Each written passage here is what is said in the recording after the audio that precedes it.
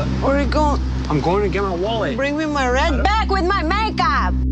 Hello everyone, and welcome back to another episode of Analyzing Evil. Today we're putting the evil eye on Anfisa Arkhipchenko, the glamorous, sharp-tongued model who rose to reality TV infamy on 90 Day Fiancé.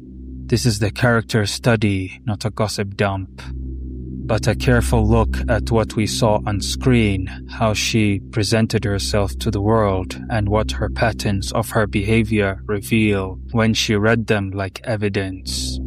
Anfisa came to the public eye as a model and social media personality who joined 90 Day Fiancé to marry Jorge Nava. On screen, she was striking, direct, and unapologetically material, a combo that made great reality TV and made her the center of moral debates about love, money, and abuse. Over several seasons, the relationship with George turned openly toxic, public fights, property destruction, and even on-camera physical strikes that audience and commentators called out as abuse. Anfisa's platform was built on looks, confidence, and branding. Modeling plus Instagram equals influence. Reality TV amplified both. For many viewers, that image read as power. She looked like someone who knew her worth and expected to be compensated for it. Actions cover, and with Anfisa, the image of control and glamour often hid a pattern of controlling behavior behind closed doors, and the public rose. Anfisa was candid. She expected to be provided for. That honesty, I want to be taken care of, became a recurring theme. But honesty here operated like a contract clause rather than a feeling. Love measured by receipts, loyalty measured by gifts. In other words, romance is reframed as a transaction. That outlook drove many conflicts. When George couldn't or wouldn't deliver the lifestyle she demanded, friction turned into ultimatums and public humiliation. Call it blunt pragmatism or call it cold mercenary calculus. Either way, it sets the relationship on a brittle foundation. Anfisa's belief that love equals provision isn't unique. It's a distorted reflection of social programming in societies that commodify women's beauty and youth. The message is simple. Your value is what you can trade for security. She took that idea to its extreme. For Anfisa, power comes through control of men and material, not through mutual affection or compromise. In her mind, men exist in one or two states, providers or disappointments. When George failed to provide the luxury lifestyle she envisioned, her psyche perceived that as an existential threat. The outbursts, the aggression, and the humiliation were all her ways of reasserting dominance in a dynamic where she felt emotionally vulnerable. The psychology here isn't about greed, it's about control over chaos. Money is predictable, love isn't. And to someone with a deep insecurity, predictability feels like safety.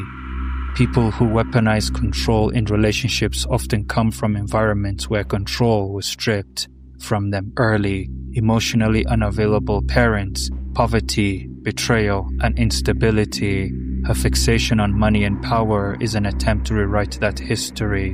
By choosing wealth over vulnerability, she reclaims agency, at least on the surface, but it's hollow victory because control is not the same as peace.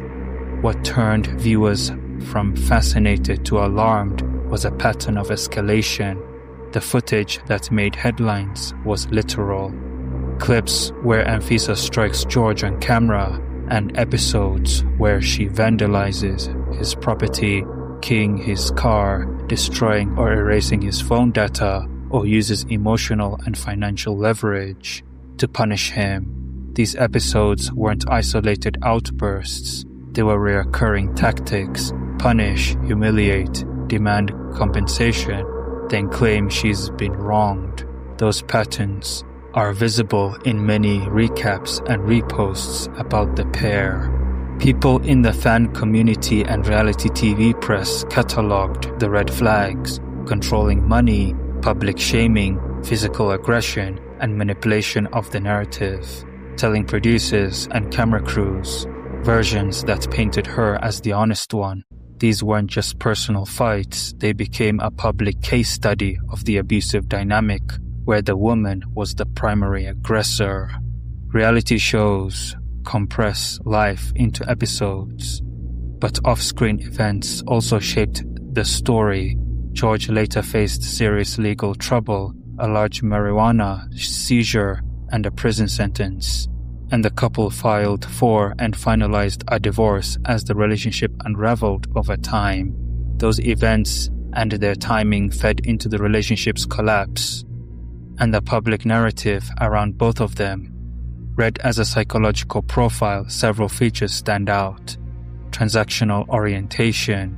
She measures relationships in exchange value, gifts, status, and lifestyle are signals of love, and their absence is treated as betrayal. Entitlement and grandiosity. Anfisa's self-presentation often suggested she expected special treatment. When it didn't arrive, she reacted as though an unjust debt had been incurred. Instrumental use of image, modeling, and social media weren't just careers, they were leverage. Her public persona increased her bargaining power and gave her a platform to shape how disputes were seen. Control through humiliation and coercion, breaking items, weaponizing communication, erasing phones, and public shaming. These behaviors create dependency and make the partner second-guess themselves. Justification loop. I told him what I wanted becomes moral cover. Honesty as license. When demands are framed as previously agreed expectations, abuse is reframed as a consequence. This cluster of traits can be seen across abusive relationships, where a partner uses emotional, financial, and physical tactics to dominate. Note, there's also reason to consider insecurity and fear of abandonment, fear of poverty, as fuel for those behaviors. Wanting material stability can be a survival strategy gone toxic. There's a dangerous rhetorical trick here. Being blunt about wanting money becomes a moral smokescreen. I said I'll take gifts sounds like a fair contract, but a contract signed under coercion, coercive conditions, emotional manipulation, or lies is not a moral shield. Over seasons, Anfisa's blunt honesty functioned less as a virtue and more as a moral laundering. Declare your self-interest publicly, then use that truth to justify coercion. When the partner fails to meet it, the result is erosion of empathy or reciprocity or any shared moral ground. Audiences reacted strongly because society still expects abuse to look a certain way, often male to female. When the abuse role is reversed, many viewers resist labeling it, but the damage is still real.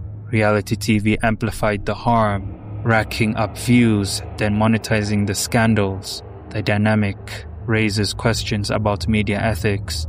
The show benefits from the spectacle while participants suffer long after the cameras leave. This is where narrative meets nuance. Evil is a heavy word. Two readings are possible. She's a deliberate exploiter, someone who chose to use gifts, glamour, and coercion to increase her status and profit, harming another person in the process. The on-screen evidence of repeated physical and emotional aggression supports this reading. She's a damaged actor in a toxic system, shaped by survival calculus, insecurity, and the pressure of fame. Her transactional philosophy could be seen as a strategy learned in the world that rewards image and punishes vulnerability. Both readings can be true at once. A person can be both damaged and dangerous.